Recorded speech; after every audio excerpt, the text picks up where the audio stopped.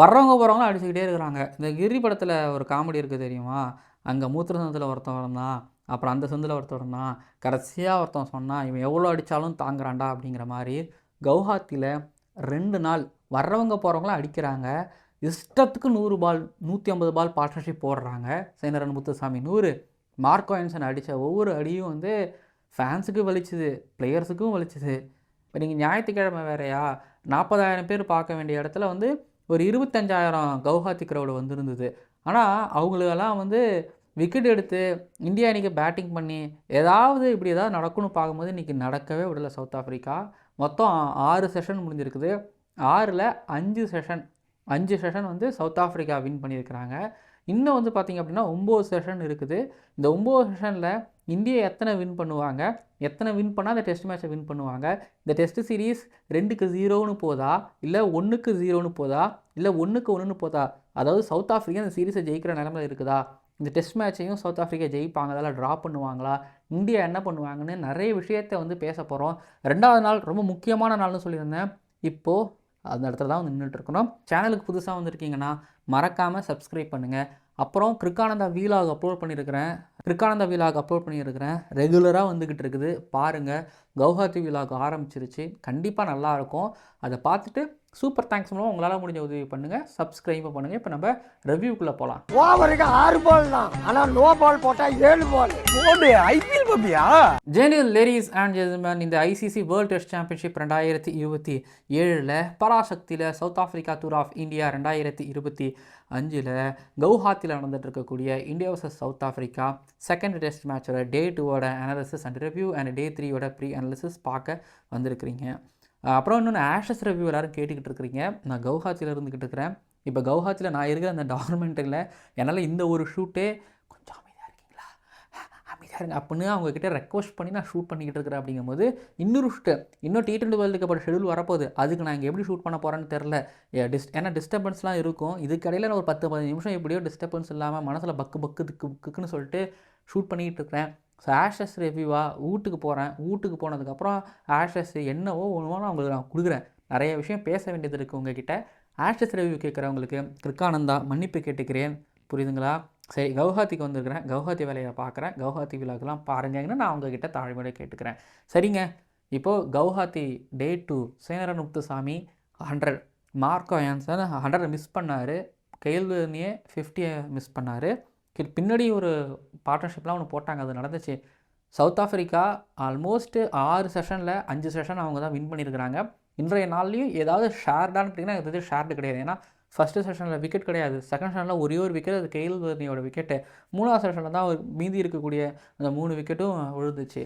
So அப்படி பார்க்கும்போது வந்து பார்த்திங்க அப்படின்னா 3 விக்கெட் விழுந்ததுனால அதை வந்து இந்தியா கணக்கில் எழுத முடியாது, ஷேர் கணக்கில் எழுத முடியாது.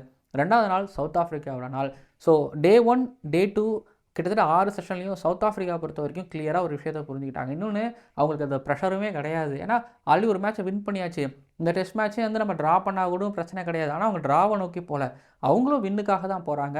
ஆனால் என்ன ஒரு விஷயம் ஆகிடுச்சு அப்படின்னா, பிச்சு வந்து மாதிரி பவுன்ஸு, அதுக்கப்புறம் கொஞ்சம் க்ரிப்பு கிடைக்குது அப்படிங்கிறதுனால வந்து ஸ்விங் இல்லை அப்படிங்கிறதுனால, ஃப்ளாட்டாக இருக்குது அப்படிங்கிறதுனால வந்து நேராக வர பும்ராவோட பாலை வந்து நம்ம ஆடிடுவோம், மேலே போட்டால் வந்து சல்லுன்னு அடித்து விட்ருவோம். அப்புறம் வாஷிங்டன் சுந்தர் வந்து ஒரு மாதிரி ஆஃப் ஸ்பின்னர் ஆச்சா. ஸோ அவர் வந்து பார்த்திங்க அப்படின்னா நேராக ஸ்டெம்புக்கு வந்து போடும்போது, அதாவது ஆஃப் ஸ்பின் போடும்போது நேராக தடுத்துப்போம். மற்றபடி வந்து பார்த்திங்கன்னா ரிவர்ஸ் ஸ்வீப் இது ரெண்டுத்தையும் வந்து ஜடேஜாவுக்கு அகேன்ஸ்டாகவும் குல்தீப்புக்கு அகேன்ஸ்டாகவும் போகக்கூடாது. அப்படி போகும்போது தான் சேனரன் முத்துசாமிக்கு ஒரு தடவை வந்து அவுட் கொடுத்துட்டாங்க. அப்புறம் ரிவ்யூ போய் அதுக்கப்புறம் வந்து அவர் நாட் அவுட் வந்தது. அதே போல் டெம்பா பவுமாக்கும் அப்படி தான் ஆச்சு. ரிவர்ஸ் ஸ்வீப் போனார்னு நினைக்கிறேன். ஸோ இங்கே வந்து ஸ்பின்னர்ஸுக்கு அகேன்ஸ்டாக ரிவர்ஸ் ஸ்வீப் போட வேணாம், நேராக ஆடிட்டே போவோம். ஸ்வீப் ஆட வேணாம், நேராக ஆடுவோம். பேக் ஃபுட்லேயும் ஃப்ரண்ட் ஃபுட்லேயும் நம்ம வந்து front foot defence, back foot defence ஆடுவோம். ஸோ இந்த விஷயத்தை வந்து பார்த்திங்கன்னா சிம்பிளாக வச்சுக்கிட்டாங்க, ரொம்ப சிம்பிளாக வச்சுக்கிட்டாங்க. ஏன்னா விக்கெட் கச்சா முச்சான்னு திரும்பினா தானே நம்ம ஏதாவது பண்ணணும். ஸோ விக்கெட் திரும்பலை அப்படிங்கும்போது, எதுவுமே பண்ணலைங்கும் போது, சுத்தமாக பவுலர்கள் அசிஸ்ட் பண்ணலை அப்படிங்கும்போது நம்ம பாட்டுக்கு இப்படியே ஆடிட்டு போவோம் அப்படின்னு அவங்க ஆடினாங்க. இந்த விக்கெட் ஒரு வேளை ஃபஸ்ட்டு மேட்ச்சில் கிடச்சிருந்துச்சுன்னா, ஸோ தெரியல. இப்போ வந்து பார்த்திங்கன்னா ஒரு 400 ரன்னு, இந்த 400 ரன்னு வந்து ஃபஸ்ட்டு மேட்ச்சில் ஃபஸ்ட்டு இன்னிங்ஸில் சவுத் ஆஃப்ரிக்கா அடிச்சிருந்தாலும் இந்தியாவுக்கு அப்போ அடுத்த டெஸ்ட் மேட்ச் இருக்குது, இந்த மேட்ச் ட்ரா ஆனாலும் பரவாயில்லன்னு இருக்கும். பட் ஆனால் இப்போது ஐயோ இந்த டெஸ்ட் மேட்ச் ட்ரா ஆச்சுன்னா ட்ரா ஆகக்கூடாது. அப்போ நம்ம வந்து ஒரு பெரிய ஸ்கோர் அடிக்கணும்னு ஒரு ப்ரெஷர் வரும்ல. ஃபஸ்ட் டெஸ்ட் மேட்சோட பிச்சை வந்து செகண்ட் டெஸ்ட் கொடுத்துருக்கலாம். செகண்ட் டெஸ்ட் மேட்சோட பிச்சை வந்து ஃபஸ்ட் டெஸ்ட் கொடுத்துருக்கலாம். இதுதான் வந்து பார்த்தீங்கன்னா விராட் கோலி ஈரால, ரவி சாஸ்திரி ஈரால வந்து இருந்துச்சு. அதுக்கு முன்னாடி வந்து எப்படி இருந்துச்சுன்னு இல்லை. பட் ஆனால் கோலி பீரியடில் இப்படி தான் இருந்துச்சு. பட் இப்போ கம்பீர், கில்லு இவங்க ஈரா வரும்போது இது அப்படியே மாறி இருக்குது. இப்போ ப்ரெஷராக போட்டிருக்கிறாங்க அப்படிங்கிற மாதிரியும் சொல்லுவேன். அதுக்கு இந்தியாவுக்கு ஃபேவராக பிச்சு வரக்கூடாது. ஆனால் சொல்கிறேன், இப்படி இப்படி இப்படி ஆகிடுச்சுன்னு சொல்கிறேன். இன்னொன்று, லக்கு அப்படிங்கிறது சத்தியமாக கவுஹாத்தி க்ரௌடுக்கும் இல்லை, இந்தியன் டீமுக்கும் இல்லை. அதாவது இந்த பிச்சில் வந்து பார்த்திங்க அப்படின்னா விக்கெட் அவங்க த்ரோ பண்ணணும். லக்கு அப்படிங்கிறது கொஞ்சமாவது இருக்கணும். கொஞ்சமாவது லக்கு இருக்கணும். அதாவது ரன் அவுட்டோ இல்லை வேறு எப்படி வேணாலும் சொல்லலாம், ஹிட் விக்கெட்டு, இன்சைட் எட்ஜு, இல்லை அவங்களே ஸ்டெம்பில் போய் விடுறது, இப்படி ஏதாவது ஒன்று நடந்தால் மட்டும்தான் வந்து பார்த்திங்க அப்படின்னா விக்கெட் அப்படிங்கிறது வரும். ஸோ தப்பே பண்ணலை, சரியாக ஆடுறாங்க, கிளியராக ஆடுறாங்க, 99% சரியாக ஆடுறாங்கன்னா ஒன்றுமே வராது. இன்றைக்கி எங்கேயும் இடம் கொடுக்கவே இல்லை. சேனரன் முத்துசாமி 2019 வைசாக்கில் வந்து விராட் கோலியோட விக்கெட் எடுத்தார். அப்போது நாகப்பட்டினத்தை சேர்ந்த தமிழர் விராட் கோலியோட விக்கெட் எடுத்துட்டாருன்னு சொல்லிட்டு வீடியோ போட்டிருந்துருப்போம். அப்போ வந்து கொஞ்சம் பேசினாங்க. ஆனால் அதுக்கப்புறம் அவர் காணாமல் போயிட்டார். பட் சேனரன் முத்துசாமி கிட்டத்தட்ட ஒரு 6 வருஷம் கழித்து திரும்ப வந்து ஆக்சுவலி அங்கே பாகிஸ்தானில் பிண்டி லாகூர் டெஸ்ட் மேட்ச்சில் நல்லா விளையாண்டு அப்புறம் இங்கே வந்து பார்த்திங்க அப்படின்னா ஃபஸ்ட் டெஸ்ட் மேட்ச்சில் ட்ராப்டு. எனக்கே ஆச்சரியமாக இருந்தது. பட் இங்கே கவுஹாத்தியில் வந்து 100 அவர் அதான் சொல்கிறலாங்க. அவர் வந்து அதான் அவரை நான் சொல்கிறேன்லங்க, ஸ்ட்ரைட் டிரைவர் நடித்தார், கவர்ஸில் ஒன்று அடித்தார். மற்றபடி வந்து பார்த்திங்க அப்படின்னா டிஃபென்ஸ், அவரோட front foot defence against spin, back ஃபுட்டில் ரன் அடிக்கிறது, ஸ்வீப் ரிவர்ஸ் ஸ்வீப்லாம் அவர் பெருசாக ஆடவே இல்லை. ஆனால் வந்து பார்த்திங்க அப்படின்னா முடிஞ்ச அளவுக்கு வந்து பேக் ஃபுட்டே நிறையா காணார். அப்புறம் லெஃப்ட் ஹேண்டர், அவரோட ஸ்டான்ஸ் ஒரு மாதிரி ரோலி பவுன் ஸ்டான்ஸ் மாதிரி இருக்கும். ஸோ வாஷிங்டன் சுந்தர் போடுற பால்லாம் வந்து ஃப்ரண்ட் ஃபுட்டில் வந்து டிஃபென்ஸ் வைக்கிறாரு. அப்போ வாஷிங்டன் சுந்தர் வந்து வேறு என்ன பண்ணுவார், டவுன் த லெக் சைட் போடுவார். So down the leg side போடும்போது அவருக்கு ஃபைன் லைனில் நிறைய ரன்னு கிடச்சிக்கிட்டே இருந்துச்சு. ஸோ இப்படி வந்து பார்த்திங்க அப்படின்னா பும்ராவையும் வாஷிங்டன் சுந்தரையும் வந்து ரொம்ப சமாளித்து அவரோட டிஃபென்சிவ் டெக்னிக் அகேன்ஸ்ட் ஸ்பின், அவருக்கு வந்து மற்ற ஸ்பின்னர்ஸை அடித்து ஆடுறதுக்கும் மற்ற பவுல்களை வந்து இவர் அடித்து ஆடி ரன் எடுக்க முடியுது. ப்ரில்லியண்ட்டாக விளையாண்டார், ரொம்ப ப்ரில்லியண்ட்டாக விளையாடாரு. கவுஹாத்தி ஃப்ளாட்டாக இருக்குது, பெருசாக ரன்னுக்கு போகும் அப்படிலாம் இல்லாமல் ஃப்ளாட்டாக இருக்குது, டெஸ்ட் கிரிக்கெட் ஆடுறோம், மைண்டை போட்டு ஆடுவோம் அப்படின்னு அவர் நின்று இன்றைக்கி ஆடினது ஒரு மாதிரி கவுஹாத்தி டெஸ்ட் மேட்ச்சு, கவுஹாத்தியில் நடந்த ரஞ்சி ட்ரோஃபி மேட்சஸில் ஒரு ஸ்கோர் கார்டு பார்க்கும்போது இப்படி தான் இருக்கும். மேலே வந்து பார்த்திங்கன்னா கொஞ்சம் அடிச்சிருப்பாங்க, கீழேயும் அடிச்சிருப்பாங்க, அப்புறம் கடைசியாக அவங்க குயிக் அடிச்சிருப்பாங்க. இப்போ சேனரன் முத்துசாமி ஆன இன்னிங்ஸ் வந்து ப்ராப்பர் கவுஹாத்தி ஒரு டெஸ்ட் இன்னிங்ஸ், சூப்பராக இருந்துச்சு. வெறுப்பேற்றுச்சு கவுஹாத்தி க்ரௌடை. இல்லை இவரு இன்னும் வெறுப்பு ஏற்றலை, ஏன்னா இவர் டடாப்டான்னு அடிக்கலை. மார்க்கன்ஸோட இன்னிங்ஸ் தான் வெறுப்பேற்றுச்சு. பட் சேனரன் முத்துசாமி இந்த டெஸ்ட் மேட்சை ஒருவேளை ஜெயிக்கிறாங்கன்னா இப்போ பவுலிங்கை சரியாக போட்டானா player of the match award அவருக்கு தாராளமாக கொடுக்கலாம். ஹார்மர் ஒரு மேட்ச்சு, இந்த பக்கம் சேனரன் முத்துசாமி ஒரு மேட்ச்சு. கேஷவ் மகாராஜாவுக்கு பிரச்சனை, பட் கேஷவ் மகாராஜா கையில் இப்போ பால் இருக்குது, அதை நம்ம ப்ரிவியூவில் பேசுவோம். அப்புறம் மார்க்கோ ஆன்சன். ஸோ அதாவது மார்க்கோ ஆன்சன் உள்ளே என்ட்ரு ஆகும்போது 334 7 விக்கெட்டு. இதில் கெயில்வெர்னியோட விக்கெட்டை எடுத்துக்கிட்டிங்க அப்படின்னா அவரும் தேவையில்லாத இறங்கி, அதான் சொல்கிறாங்க, சேனரன் முத்துசாமிக்கும் இவருக்கு இருக்கக்கூடிய டிஃப்ரெண்ட்டே அந்த டெம்பரமெண்ட் தான். ஸோ வீடியோ பார்த்துட்டு இருக்கிற நிறைய டிஸ்ட்ரிக்ஸ் கிரிக்கெட்டர்ஸ் இருப்பீங்க, அப்புறம் ஒரு மாதிரி ஏஜ் கேட்டகரி பசங்களாக இருப்பீங்க. கெயில்வெர்னியை பண்ணால் தான் பண்ணிடாதீங்க, இறங்கி ஏறி போய் ஆடிடாதீங்க, நில்லுங்க, க்ரீஸ்குள்ளே நில்லுங்க. அவ்வளோ டாமினேட் பண்ணி ஆடணும், ஸ்டெப் அவுட் பண்ணி ஆடணுங்கிற அவசியமே கிடையாது. நின்று நிதானமாகவே ஆடுங்க. கெயில்வெர்னி அதை தப்புனார். மார்க்கோ ஆன்சன் வரும்போது 334 ஐ திங்க். ஸோ நாம் நேற்று ப்ரிவியூவில் சொல்லியிருப்போம், அவங்க 247 இருக்காங்க சவுத் ஆஃப்ரிக்கா, 260 270க்குள்ளே ஆல் அவுட் பண்ணிட்டா மட்டுமே இந்தியாவில் ஒரு மாதிரி ஜெயிக்கிறது வாய்ப்பு இருக்குது அப்படின்னு சொல்லியிருப்போம். பட் இன்றைக்கி மார்க்கோ ஆன்சன் தூக்கிட்டு போயிட்டார், தூக்கிட்டு எங்கேயோ ஓடிட்டார். அதுலேயும் அவர் ஜடேஜாவை 6 அடிச்சுட்டே இருப்பார், குல்தீப் யாதவ் 6 அடிச்சுட்டு இருப்பார், பும்ராவை அடிச்சிருப்பார். குல்தீப் யாதவ் நேற்று 3 விக்கெட் எடுத்தார். ஜடேஜா லெஜண்ட் டெஸ்ட் கிரிக்கெட்டில்.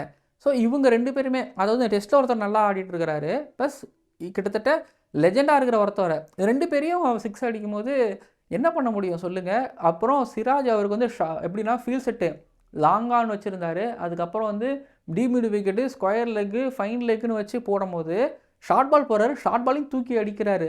ஃபீல்டரை நீ வந்து எனக்கு இந்த ஹாஃபே மார்க்லாம் வைக்காத, பின்னாடி வை, ஆனால் அவங்களுக்கு மேலே கிளியராக அடிப்பேன். அடித்தது எல்லாமே கிளியரான சிக்ஸஸ்ஸு 7 சிக்ஸஸ்ஸு 6 4. எனக்கு தெரியல அந்த 6 4 எப்படி போச்சுன்னு, பட் சிக்ஸஸ் மட்டும் என் கண்ணுக்குள்ளேயே நிற்குது. கிரவுண்டில் வெறுப்பாயிட்டாங்க, லிட்டரலி வெறுப்பாயிட்டாங்க. வெயில் அடிச்சுக்கிட்டு இருக்கு. இந்தியன் பவுலர்ஸுகளுக்கு லக்கு சுத்தமாக இல்லை. ஞாயிற்றுக்கிழமை 40,000 பேரில் ஒரு 25,000 பேர், கிட்டத்தட்ட 20,000 30,000 பேர் வந்திருந்தாங்க. இவங்க மார்க்கோ ஆன்சனோட இன்னிங்ஸ் பார்க்க தான் வந்திருப்பாங்க. பட் மார்க்கோ ஆன்சன் அது 100மே எனக்கு அடிச்சிருக்கணும், கிடச்சிருக்கணும் அப்படி தான் நினைக்கிறேன். பட் அன்ஃபார்ச்சுனேட்லி கிடைக்கல. பட் ஒருவேளை ஜெயிக்கிறாங்க அப்படின்னா சவுத் ஆஃப்ரிக்கா ஜெயிக்கிறாங்கன்னா மார்க்கன்ஸோட இன்னிங்ஸ் ஒரு பெரிய ஒரு ரீசன். ஏன்னா எடுத்துகிட்டு போயிட்டாருங்க 91 பால் 93 ரன்னு. அங்கே சேனாரன் முத்துசாமி 206 பாலில் 109. ஸோ டேலி ஆகிடுச்சு. டேலி பண்ணிட்டாரு மார்க்கோ ஆன்சன். வேலை முடிஞ்சிருச்சு. ஸோ இதுதான் ஆக்சுவலி கவுஹாத்தி பிச்சில் பண்ணுவாங்க. ஏன்னா எனக்கு தமிழ்நாடு வர்சஸ் டெல்லி மேட்ச்சில் ஷாருக் கான் இந்த மாதிரி ஆடி 194 குயிக்காக அடிச்சிருவார். ஸோ அதனால் வந்து பார்த்தீங்கன்னா தமிழ்நாடு வந்து ஒரு மாதிரி பெட்டரான ஒரு பிளேஸுக்கு போயிடுவாங்க. ஆக்சுவலி அந்த மேட்ச் ட்ரா ஆகிரும்னு கூட நீங்கள் வச்சுக்கோங்க. ஆனால் இதில் இந்தியா என்ன பண்ணியிருக்கணும், இந்தியன் பவுலிங் என்ன பண்ணியிருக்கணும், நிறையா பார்த்து தேர்ட் மேனில் நிறையாவுக்கு ரன்ஸ் போய்கிட்டே இருந்துச்சு. அதுக்கப்புறம் வந்து சுந்தர் அவங்க டிஃபென்சிவாக போனதும் பும்ராவை வந்து சரியாக ஆடினதுக்கப்புறம் இன்னொரு பக்கத்தில் வந்து டெட்லியாக இல்லை. இப்போ நிதிஷ்குமார் ரெட்டியெல்லாம் கடைசியாக கொடுத்தாங்க. நிதிஷ்குமார் ரெட்டி எதுக்கு இருக்கிறாரு இல்லைங்கிறதே தெரில. பட் பேட்டிங் பண்ணியே ஆகணும். பட் இந்த பிச்சில் வந்து முடிஞ்ச அளவுக்கு வாஷையும் பும்ராவும் வந்து எவ்வளோ எக்கனாமிக்கலாக இருக்க முடியும் அவ்வளோ எக்கனாமிக்கலாக இருந்தாங்க. பட் கடைசியாக ஜடேஜா அடி வாங்கினதும் குல்தீப் யாதவ் அடி வாங்கினதும் நிறைய மேலே போட்டு அடி வாங்கினாங்க. அதுவும் வந்து பார்த்திங்கன்னா ரன்ஸ் கம்மியாக இல்லை, அதிகமாக போயிட்டே இருக்குங்கும் போது அங்கே மேலே போடணுமா, எப்படியாவது சரி அடிச்சுட்டு அது அவுட் ஆகுங்கிற மாதிரி போட்டாங்கன்னு தெரில. பட் ஆனால் க்ளூலெஸ்ஸாக ஹெல்ப்லெஸ்ஸாக இந்தியன் பவுலிங் இருந்துச்சு. கிளியராக தெரிஞ்சிச்சு. பும்ரா இருந்துச்சு. மேட்ச் நேரில் பார்க்கும்போது பண்ணிட்டு போயிட்டு ஒவ்வொரு ஓவரும் போடுறதுக்கு முன்னாடியும் போட்டதுக்கப்புறமும் எல்லாத்தையும் பேசினார். இப்படி போடுங்க அப்படி போடுங்கன்னு பேசினார். ஃபீல்டிங் மாற்றி குழப்பி பண்ணி பார்த்தாங்க. பட் எதுவுமே நடக்கலை. ஒன்றுமே நடக்கவே இல்லை. ஒன்றுமே நடக்கவும் விடலை. பட் கம்ப்ளீட்லி டே 2 சவுத் ஆஃப்ரிக்காவோடது அன்டவுட்டபிளி தூக்கிட்டு போயிட்டாங்க. இங்கே நீங்கள் யாராக வேணாலும் இருங்க, நாங்கள் எடுத்துகிட்டு போயிட்டாங்க. இது டே 2 ரிவ்யூ பொறுத்த வரைக்கும் பராசக்தி ஆஃப் த பர்ஃபார்ம் பண்ணால் சேனரன் முத்துசாமியாக நீங்கள் மார்க் ஆன்சன்ட்ட கொடுப்பீங்க அப்படின்னா நான் சேனரன் முத்துசாமிக்கு கொடுக்குறேன். ஏன்னா பர்ஃபெக்ட் ஒரு டெஸ்ட் இன்னிங்ஸ் ஆடி இருக்கிறாருங்கிறதுனால நான் அவருக்கு கொடுக்குறேன். பட் மார்க் ஆன்சன் ஆனது எனக்கு பிடிச்சிருந்துச்சி. But actually Parasakthi of the பர்ஃபார்மர்னால் அது வந்து சேனரன் முத்துசாமி தான். இது டே 2 ரிவ்யூ. இப்போ டே 3 ப்ரிவ்யூ. இப்போ இது டே 2 பொறுத்த வரைக்கும் ஒரு விஷயம் நடந்துருச்சு. லாஸ்ட்டில் நீங்கள் ஒன்றும் இல்லை, டே 1 பார்த்தீங்கன்னா பால் நல்லா அலசிச்சு சிராஜ் போடும்போது அந்த நியூ பாலில் அந்த நியூ பாலையும் சமாளித்து இன்றைக்கி காலில் ஆடினாங்கல்ல. இப்போது அதே நிலமை தான் வந்து பார்த்திங்க அப்படின்னா இப்போ இந்தியாவுக்கு ஜெய்ஸ்வாலுக்கு KL ராகுலுக்கு வந்திருக்குது. நல்லவேளை மேட்ச் வந்து ஒரு 4 மணிக்கு நிப்பாட்டினாங்க. இல்லை ஒரு இன்னொரு 20 நிமிஷம் எக்ஸ்டெண்ட் பண்ணியிருந்தாங்கன்னா வேல்மல்டரோ இல்லை மார்க் ஆன்சனோ ஒரு 3 விக்கெட் எடுத்திருந்தாங்கன்னா பின்னாடி இருக்கக்கூடிய 3 ஸ்பின்னர்களும் சேர்ந்து ஒரு 5-6 விக்கெட் எடுத்துருக்க மாட்டாங்களா. இன்றைக்கி 3ஆவது நாளே வந்து இந்தியாவை வந்து பேக்கெட் பண்ணி அனுப்பியிருந்துருப்பாங்க. ஸோ இப்போது நியூ பால் காலையில் ஒன்றும் அவ்வளோ குளிர்லாம் கிடையாது. காலையிலே வெயில் தான் இருக்குது. டே 2 பொறுத்த வரைக்கும். டே 1 பொறுத்த வரைக்கும் நான் அப்படி தான் ஃபீல் பண்ணுறேன். இப்போது விக்கெட் ஃப்ளாட்டாக இருக்குது. உடையாதுன்னு நினைக்கிறேன். உடஞ்சிருக்காதுன்னு நினைக்கிறேன். நாளையிலேருந்து அதாவது டே 4லேருந்து உடைய ஆரம்பிக்க நினைக்கிறேன். ஏன் ஸ்பின்னர்ஸ் விக்கெட் எடுக்க மாட்டாங்களா? ஆமாம், ஒன்றும் இல்லை. அப்போ ஹார்மர் இருக்கார், சேனரன் முத்துசாமி, கேஷவ் மகாராஜ், ஆக்சுவலி மார்க்ரம் கூட வச்சுருக்கிறாங்க. இப்போ காலையில் வந்து பார்த்திங்க அப்படின்னா வேல்மல்டரும் மார்க் ஆன்சனும் பல்ல கடிச்சிட்டு போட விடுவாங்க. எப்படியும் அந்த 7-8 ஓவர் ஸ்பெல்லு டெம்பா போகுமா, அதாவது பண்ட்டு மாதிரி இல்லாமல் ஸ்பின்னரே வெளியே எடுத்துகிட்டு வந்தாருனா கூட ஆச்சரியத்துக்கு இல்லை. இப்போ லெஃப்ட் ஹேண்டருக்கு போடுறதுக்கு ஹார்மர் லாஸ்ட் மேட்ச்லேயே KL ராகுல் வர்சஸ் கேஷவ் மகாராஜ் அந்த பேட்டில் அது. ஆனால் இன்னொன்று சொல்கிறேன், கல்கட்டாவில் காலையிலே வந்து கேஷவ் மகாராஜெலாம் கொண்டு வந்தார் செகண்ட் இன்னிங்ஸில் இல்லை ஃபஸ்ட் இன்னிங்ஸில் காலைல யோசிக்கலை. இப்போ டெம்பா ஓமா பண்ணிட்டு மாதிரி லூஸில் இல்லாமல் அட்டாக் பண்ணுவார்னு நினைக்கிறேன். இன்னொன்று கேஷவ் மகாராஜ் வர்சஸ் KL ராகுல், Harmer versus Washington Sundar, Mark Jansen versus Jaiswal. Left ஹேண்டர்களுக்கும் ஹார்மருக்கும் ஒரு நல்ல ஒரு பேட்டில் காத்துக்கிட்டு இருக்குது, டவுட்டே கிடையாது. சிம்பிளான ஒரே விஷயந்தான். ரொம்ப வள குழகுழானா அந்த நான் டே 3 பற்றி பேசலாம்னா சிம்பிளாக சொல்கிறேன். டே 3 முழுக்க இந்தியா ஆடணும். டே 3 முழுக்க ஆடினா மட்டும்தான் இந்தியாவில் லீட் எடுக்க முடியும். இப்போ 489 ரன்னா. இப்போ இந்தியா குறைஞ்சபட்சம் ஒரு 600 ரன்னாவது அடிக்கணும்.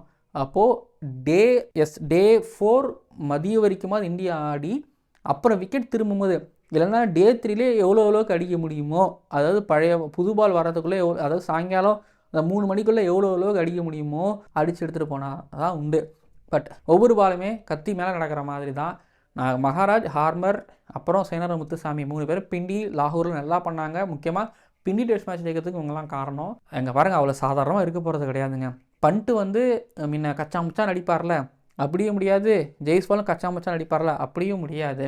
KL ராகுல் எப்பயுமே அந்த முக்கியமான மேட்ச்னால் கொஞ்சம் பதட்டப்பட்டு அவுட் ஆயிடுவார்ல, அப்படியும் அவுட் ஆகிடக்கூடாது. நிதிஷ்குமார் ரெட்டிக்கு பவுலிங் கிடைக்கவே இல்லை பெருசாக. இப்போ பேட்டிங்காக மட்டும்தான் இருக்கார். பேட்டிங் ரொம்ப சரியாக பண்ணணும். வாஷிங்டன் சுந்தர் சேனரன் முத்துசாமி நின்று அவர் ஒரு 100 அடிக்காமல் போன மாதிரி இந்த தடவை மேட்ச்சில் போகாமல் 100 அடிச்சுட்டு போகணும். ஸோ பெரிய ரன்கள், பெரிய மெமோ இன்னிங்ஸ் எதிர்பார்க்கப்படுது. திங்கட்கிழமை ஷெடியூல் வேறு ஆஷஸ்க்காக மாற்றி வச்சாங்க. பட் ஆஷஸை தாண்டி இந்த டெஸ்ட் மேட்ச் போகுமா அப்படின்னு என் மனசில் ஒரு கேள்வி இருக்குது. பட் ஒன்று சொல்கிறேங்க, இப்போதைக்கு சவுத் ஆஃப்ரிக்காவோட கை தான் ஓங்கியிருக்கு. சவுத் ஆஃப்ரிக்கா அது ஒன்று நடக்கலாங்க. இன்னும் ஒன்று சவுத் ஆஃப்ரிக்கா ஜெயிக்கிறதுக்கு வாய்ப்பு இருக்குது, இல்லை ட்ரா ஆகிறதுக்கு சான்ஸ் இருக்குது. இதெல்லாம் தாண்டி ஏதாவது ஒரு மிராக்கல் நடந்தால் மட்டும் தான் இந்தியா ஜெயிக்கிறதுக்கு ஒரு சான்ஸ் இருக்குது. பார்ப்போம். 2016 இந்த India vs England test match சென்னையில் ஆக்சுவலி இந்தியா ஜெயித்தாங்க. ஆனால் அதில் வந்து கருண் நாயர்லாம் அடிச்சிருப்பார் 100, கேஎல் ராகுல் 199, அப்போது 600 700 அடிச்சிருப்பாங்க. அப்புறம் இங்கிலாந்து 2 இன்னிங்ஸ் ஆடி கடைசியாக மிராக்கல் நடந்திருக்கும். அப்படியா வேறு எப்படியும் தெரில. பட் கவுஹாத்தி டெஸ்ட் மேட்ச்சில் இது எப்பயுமே இப்படி நடந்திருக்குது. ஃபஸ்ட் இன்னிங்ஸ் ஒரு டீம் 400 ரன் அடிப்பாங்க, செகண்ட் இன்னிங்ஸில் வந்து ஒரு டீம் 200க்கு சுருண்டு ஃபாலோ ஆகி திரும்ப 200 ரன்னுக்கு சுருண்டதும் நடந்திருக்குது. இன்னும் நடந்திருக்குது என்னன்னா, இதே மாதிரி பெரிய ஸ்கோர் அடிச்சிருவாங்க, இன்னொரு டீம் பெரிய ஸ்கோர் அடிச்சு திரும்பி இன்னொரு டீம் கம்மியான ரனுக்கு அவுட் ஆகி அப்பயும் ஒரு பெரிய ஒரு டார்கெட் வந்து அதை அடிக்க முடியாமல் தோத்த டீமும் இருக்குது. அது ஒரு 15 ரனில் தோத்த மேட்சும் இருக்குது. ஸோ எப்படி வேணாலும் ரிசல்ட் வரலாம். கவுஹாத்தி ஃப்ளாட்டாக இருக்குது, எப்போ திரும்புன்னு தெரில. பட் இன்னொன்று புக் மை ஷோவில் வந்து பார்த்திங்க அப்படின்னா 4வது நாள் வரைக்கும் தான் டிக்கெட் வித்துட்டு இருக்கிறாங்க. 5ஆம் நாள் டிக்கெட் விற்கலாம், 5ஆம் நாள் டிக்கெட் விற்கலாம், டெஸ்ட் மேட்ச் அது வரைக்கும் போகலாம். பட் 3வது, அதாவது இன்றைக்கி இந்தியாவோட பேட்டிங் தெரிஞ்சிடும் ஓகேங்களா. இன்னொன்று India vs New Zealand Bengaluru test மேட்ச்சில் போன வருஷம் இப்போ இப்படி தான் இந்தியா சொற்பனில் விழுந்தாங்க. திரும்ப ஃபாலோ ஆகி மூச்சு முட்டை பேட்டிங் பண்ணி நியூசிலாண்டுக்கு ஒரு கம்மியான டார்கெட் கொடுத்தாங்க 5வது நாளில். அதுவும் இந்த மழைலாம் வந்து இன்டர் பண்ணிச்சு. இங்கே மழை இன்டரப்ஷன்லாம் கிடையாது. அப்புறம் சாயங்காலம் ஒரு 8-10 ஓவராது கட் பண்ணுறாங்க. அப்படிங்கிறதுனால இந்தியாவுக்குலாம் அதெல்லாம் பெரிய ஒரு தலைவலி. ஸோ இந்த டெஸ்ட் மேட்ச் சவுத் ஆஃப்ரிக்காவின் பக்கமே சென்று கொண்டிருக்கிறது. சவுத் ஆஃப்ரிக்கா சீரியஸை ஜெயிக்கிறதுக்கு அதிக வாய்ப்பு இருக்குதுன்னு நான் பார்க்குறேன்.